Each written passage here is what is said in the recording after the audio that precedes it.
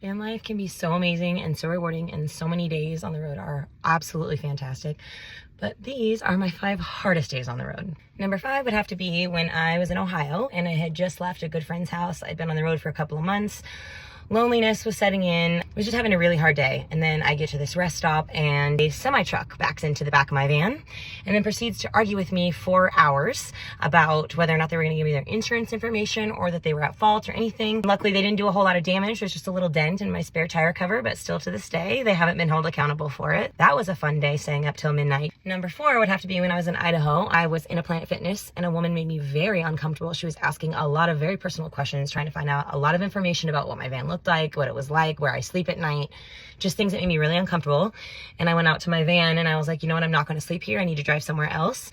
And I went to do that and my van wouldn't start. Immediately, all the scariest things ran through my head. It was late at night, it was dark. Basically, all night long, I was too stressed to get out and jump my car because I was afraid that that was what somebody wanted me to do and then they're going to kidnap me, or any number of things that ran through my head. And I spent all night long being stressed out until the morning when I could get someone to come and help me jump my van. Nothing bad actually ended up happening, but all night long I was extremely stressed.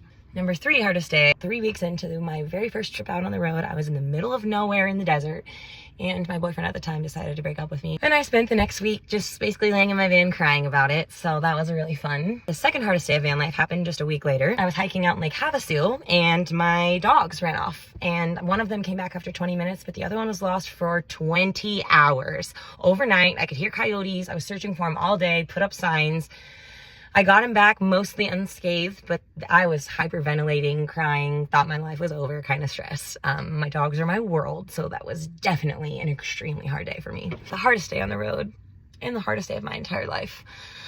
I found out my grandpa was going into hospice and I was trying to get home as quick as I could, and I made it 5 hours from home and got a phone call when I was in a rest stop in the middle of nowhere that my grandpa passed before I could make it home.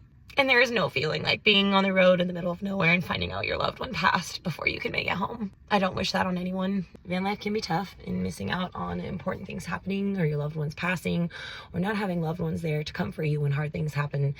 Those are definitely the downsides and the hardships of life on the road. Wouldn't be fair of me to share all the happy, fun, beautiful things without sharing the hardships too.